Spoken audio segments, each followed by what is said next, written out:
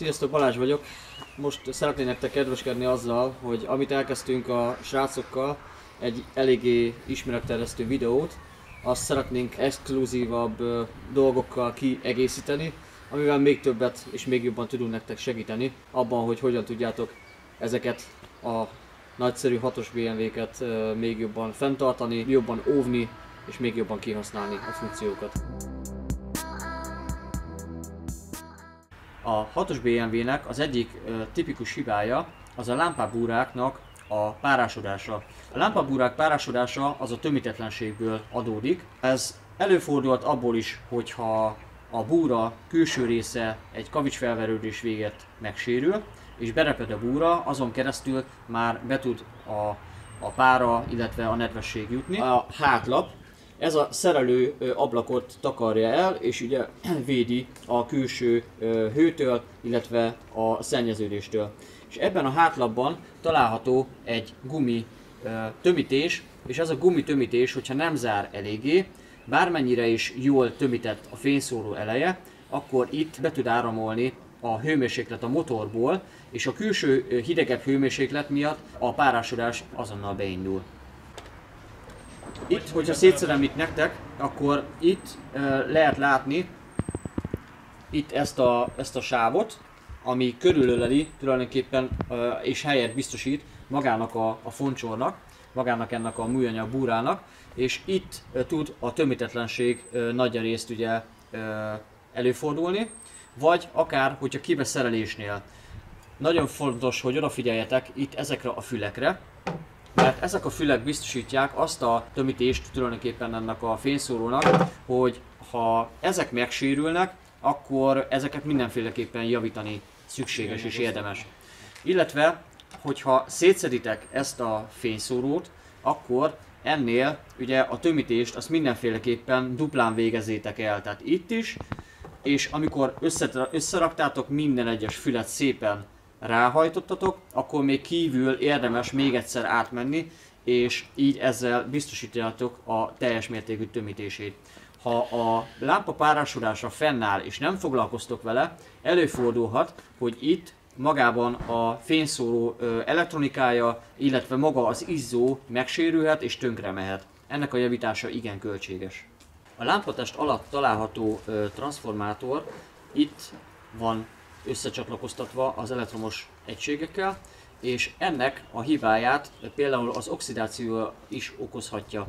Ez az oxidáció ugye a párásodás miatt lép fel, akár hogyha télen jártok az autóval, akár a rendszeres nedves időben, amikor esős időszak van, akkor ez problémát tud okozni, és egy idő után ezek a kábeleknek a kontaktjai el tudnak oxidálódni. Ezt kontaktsprével is tudjátok orvosolni, és összeszerelés után pedig meg fog javulni ez a probléma is. A hátsó lámpáról szeretnék nektek még néhány dolgot elmondani. A hátsó lámpa kiszerelésénél van egy tőcsavar, amit talán meg kell, hogy keressetek, illetve van két felfogató csavar, ami a karosszériához fogatja a lámpát, és ez a három csavar fogja oda fixálni. Ugye arra érdemes odafigyelni, hogy itt ez a tömítés is teljes mértékben sértetlen legyen, illetve hogyha leszerelitek magát az egész lökhárítót, a lámpatest sarka az meg tud sérülni, és itt maga a pára, a nedvesség, illetve a különféle bogarak, mint ahogy ennél a szemléltetett ábrán is mutatja, maga a bogarak is be tudnak jutni, ami esztétikailag nem előnyös. Szeretnék nektek egy érdekességet elmondani. Ugye amikor vezetitek az autót, ezt nem látjátok, viszont a mögöttes forgalomnak nagy segítség lehet az, hogy itt a féklámpának az alsó negyede működik, amikor fékeztek, normális fékezésnél, viszont egy vészfékezés állapotnál nem csak ez, hanem a felső hányad is kivilágít, és ezáltal jelzi a mögöttes forgalomnak, hogy nagy fékezés történik előttetek.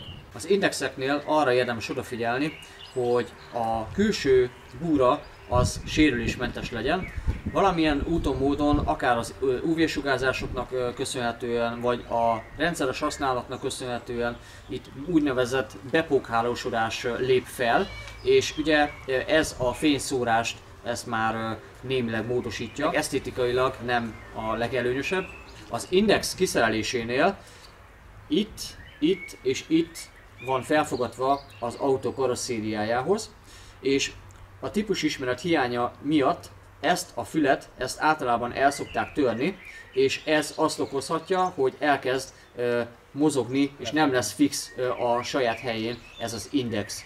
És ha vesztek egy bontott indexet, akkor, vagy egy utángyártott indexet, akkor ezeket a füleket mindenképpen vizsgáljátok át, hogy sértetlenek.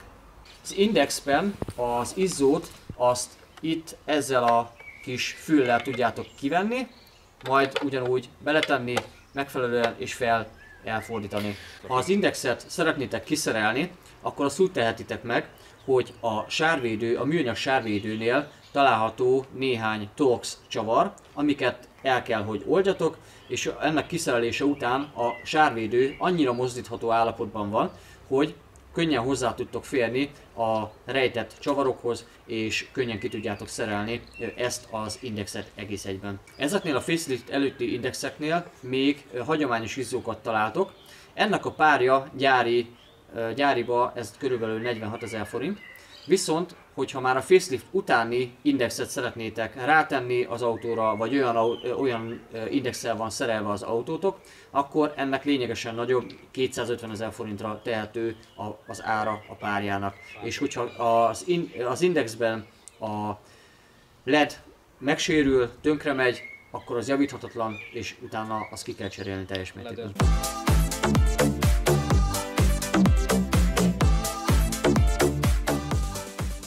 Egy következő tipp, amit szeretnék nektek segíteni a motor megfelelő működésé érdekében, az pedig nem más, mint a VVT állító motor, tehát a Valvetronic állító motorról lesz szó.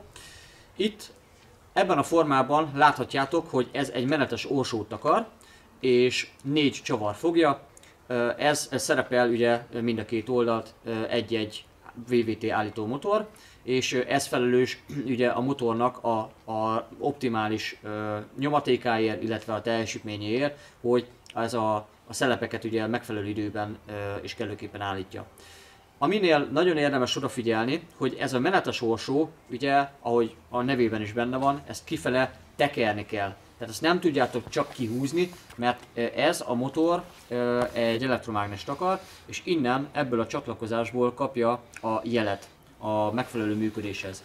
És ugye ez a mágnestekercs, ez magát a menetes orsót úgy forgatja meg, hogy azt a fogazott részt, ami összeköttetésben van a vezérműtengellyel, ugye, azt fogja állítani, és ennek megfelelően fog a vezérlés ugye állítódni mind a szívó, mind a kipufogó szelepeknél. Úgy tekerjétek ki, illetve majd be, és ne nyomjátok bele, mert ezzel a vezérlést azt tudjátok módosítani, és így ez egyenletlen alapjáratot eredményezhet. A csatlakozót azt itt egyszer leveszitek, van 4 darab csavar, ami imbusz fejjel van odafogatva, és hogyha ezeket kiszedtétek, van alatta egy gumi ógyűrű, és az ógyűrű eltávolítása után egész egyszerűen csak így kitekeritek a jobb menetes csavarnak megfelelően.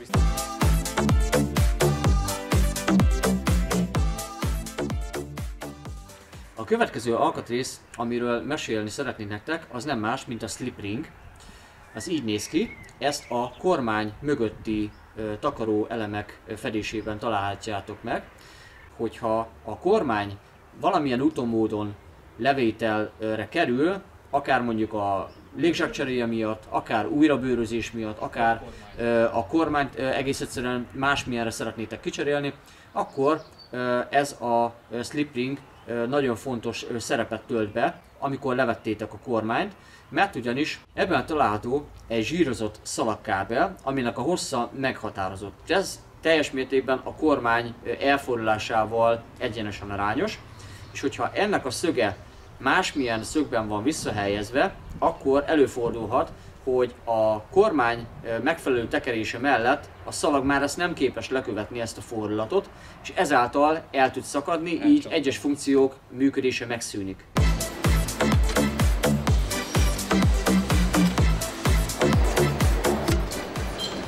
Ez az IVM modul egység ez felelős a motortér alatti elektronikus segédberendezésekért, amik a motort működtetik. Hogyha ez meghibásodik, akkor, mint ahogy ennél az autónál is, hosszú ideig nem található meg a hiba, gondolunk itt arra, hogy gyújtótrafó, esetleg kábelköteg, gyújtógyártya vagy bármi hasonlóra gondolna az ember, viszont valószínűleg ez lesz a hunyó. Ezt érdemes kivizsgálnatok, megnézni, hogy nincsen rajta égés vagy bármi olyan sérülés esetleg, ami ugye problémát okozhat, és hogyha ez problémás, akkor egy olyan szituációt fog okozni, hogy indításra nem indul az autó, hanem csak kattan egyet. Ennél az autónál indítási hibák léptek fel, és az indítási hibánál a kábelköteget is megvizsgálták, és emiatt ugye szét kellett szedni az egész motortérben a kábelköteget. Nagyon sokféle olyan csatlakozó lett széthúzva, megvizsgálva, kontaktsprével befújva, és minden tökéletesen működött, viszont nagyon sok melóval jár, mert ugyanis még a váltó alól is a gyújtótrafókat is összeégette és megsérültek. A gyújtó transformátor az így néz ki. Ez ugye foglalja magába és vezeti át, itt van a gyújtógyártya, itt található, és ide pedig megy bele egy olyan kábelköteg, ami az IVM modullal van tulajdonképpen összeköttetésbe. Az IVM modul problémája miatt az indításnál a gyújtó transformátorok akkora áramerősséget vettek fel, hogy vékony húzalozás ezt nem bírta, és több tízezres kárt okoztak. Ez a fajta IVM modul az N62B44 és az N62B48-as szerelt 5-ösök, 6-osok és 7-es szériájú BMW-kben található meg.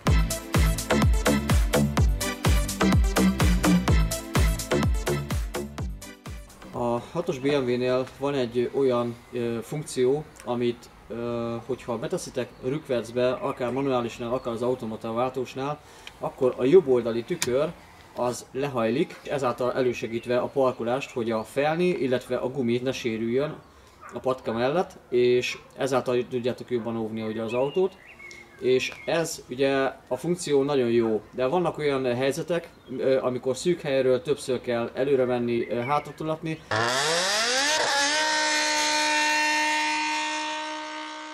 Amikor érdemes azért ezt kikapcsolni, ezt pedig egész egyszerűen úgy tudjátok megtenni, hogy a bal oldalra állítható tükörállítást, azt pedig átkattintjátok jobb oldalra, és akkor ezáltal a jobbos tükör úgymond állíthatóvá válik, ezáltal így ez a funkció nem fog működni. Ha visszakapcsoljátok megint ismét balállásba, tehát hogy a bal tükröt tudjátok állítani, akkor a funkció ismét működni fog. Alapvetően az autóhoz 2 gyári kulcsot kapsz, plusz van egy kiegészítő műanyag kulcs, ilyen úgynevezett szerviz kulcs, ami olyan helyzetben szükséges, hogyha mondjuk ott szeretnéd hagyni valahol a szervizbe az autót, de a kulcsot nem szeretnéd ott hagyni. Ebben az esetben ez nagyon jó tud segíteni.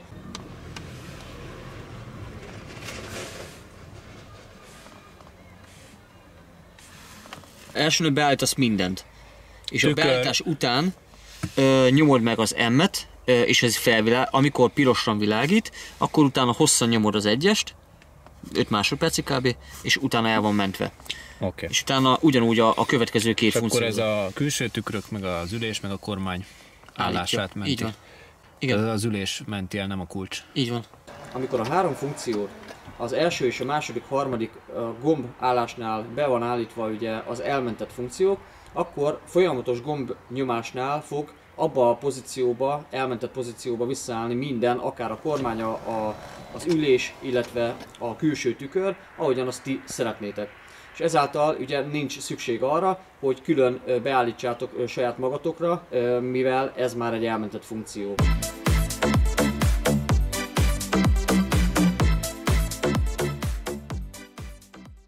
Az E63 645-nek a fékrendszere az alapvetően nagyon jól működik. Nagyobb tempónál is saját tapasztalattal rendelkezvén tudom nektek őszintén mondani, hogy a féke az tényleg valóban működik jól. Az, hogy hogyan használjátok, hogy versenypályán vagy csak a hétköznapokban, azt viszont már érdemes megválasztani, hogy milyen féktárcsát és milyen fékbetétet használtok, illetve milyen fékfolyadékot. Ajánlott mindenképpen, hogyha hagyományos féktárcsát szeretnétek feltenni, a hagyományos alatt a gyárit értem, Én csak ezt ajánlom nektek ebből a szempontból, mert ebben van az a mennyiségű anyag, és az a fajta és szintű hőkezelés, aminek következtében az 5., a 10. komolyabb fékezés után sem hullámosodik be a fék felület. Ugyanezt követi ugye a fékbetét is. Ugye a fékfolyadéknak van egy forráspontja, és ezt a fékbetét a féktárcsán keresztül felveszi, és ezt képes átadni a fékfolyadéknak. És hogyha nem megfelelő ugye a vastagsága, tehát már elérte azt a kritikus szintet, a fékbetét, akkor egy komolyabb szerpentinezésnél is beeshet a fékpedál. Ugye erre nagyon érdemes odafigyelni, hogy a féktárcsa is megfelelő állapotú legyen, illetve hogy a fékbetét is megfelelő vastagságú legyen, hogy ne adja át azt a mennyiségű hőteljesítményt a fékfolyadéknak. Elő 348 mm-es féktárcsákat alkalmaznak, hátul pedig 345 mm-et. Úgyhogy ezek a féktárcsa átmérők amúgy elég jól meg tudják állítani nagyobb tempóról is az autót. Amit tudok nektek még ajánlani, az én autómon az MTEC-nek van egy olyan féktárcsája, ami juggatott és már hasított is, és ennek a féktárcsának relatíve elérhetőbb az ára, viszont attól függően a minősége mégis meglehetősen jó, és ezt meleg szívvel ajánlom nektek.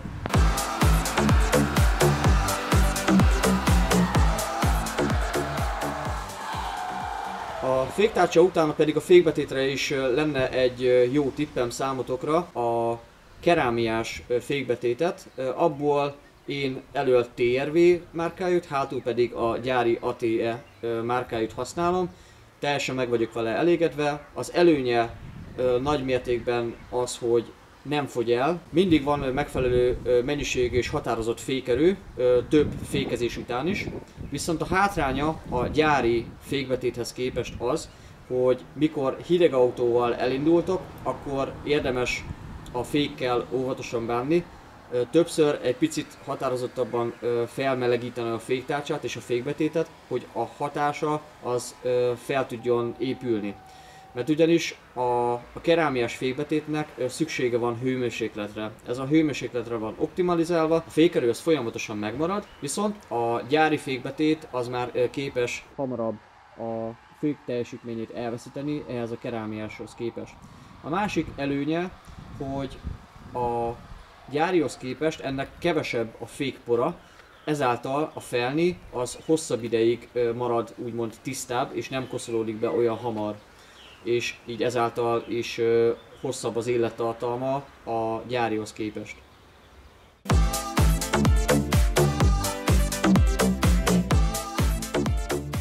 Az Alpina felnikkel kapcsolatosan szeretnék nektek néhány információt megadni.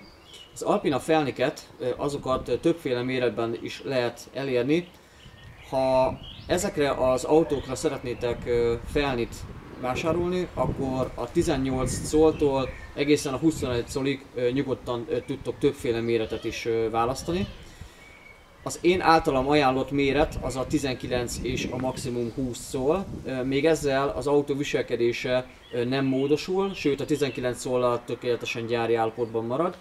Viszont a 21 colosnál annál már érdemes odafigyelni, akár a kormányzott első tengelynél, ugye, hogy ne érjen bele a műanyag dobbetétbe. Arra figyeljetek oda, a hátsó kerekeknél, hogyha túlságosan széles a felni, akkor beleérhet ott is a műanyag betétekbe.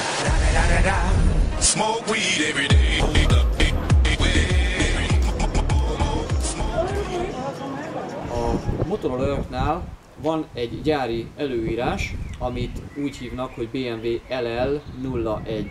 Ez a Long Life 01-re következtethető vissza. Ez a specifikáció 2001 óta létezik. Ez a Bengal 6-os BMW, ugye ez akkor lett gyártva, és akkor lett fejlesztve. Ezt követte ugye a BMW LL04, ez a Long Life 04, és ez ugye már a PDF funkcióval van ellátva, akár a dízeleknél. Ehhez a motorhoz elsősorban jobban ajánljuk az LL01-es specifikációnak megfelelő olajokat, mert azokban olyan összetevők vannak, amelyek ezt a motort, illetve ennek a motornak a működését jobban támogatják, és így az élettartalma is továbbra megmarad hosszú távon. Az LA04-es olaj is használható, viszont az LA01 a specifikációban az van elsőnek jóváírva és előírva, az LA04 az pedig mintegy lehetőségként lehet elérni. Az, hogy milyen olajat választotok, milyen márkából, azt mindenkire teljes mértékben rábízom. Én a Liqui-Molyt használom, és abból is a Light Lauf High-Tech-et, és abból pedig az 5V40-et. Az 5V30 az előírásnak megfelelő, viszont az 5V40-nek az az előnye, hogy a 30-ashoz képest nagyobb a hőtűrése. Tehát magasabb motorhőmérsékletnél, akár magasabb külső hőmérsékletnél is az olaj stabilitása hosszabb távon vagy stabilan megmarad. A differenciálműben hozzávetőlegesen 2 liter a feltöltési mennyiség, abból is a 75V 90-es viszkozitású olajat érdemes használni. Akár használtátok ezt a kuwaiti olajat, ezt a Q8-at, ami nagyon fontos, hogy a differenciálműben nagyon nagy nyomatékok mennek át ugye a kerék irányában. És a fogaskerekeknek a hűtését és a kenését az olaj végzi. És ezáltal tud megfelelően működni. Viszont, hogyha ennek a cseréjét nem tesszük meg időben, akkor a differenciálmű elég komolyan tud károsodni.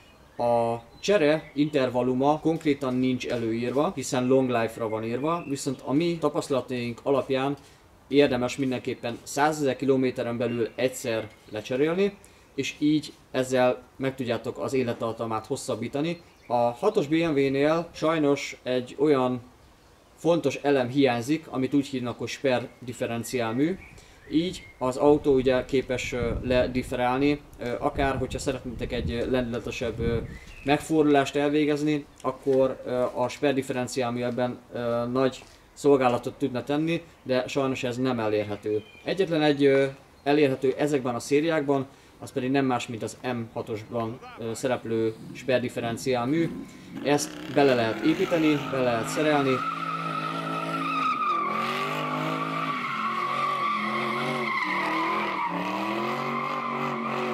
Én mindig javaslom, hogy beszerelés előtt nézzétek át, akár hogyha a csapágyat kicserélitek, vagy az összes tömítést, ami benne található kicserélitek, nem egy hatalmas nagy költség, és mégis utána tényleg gondtalanul tudtok tovább autózni.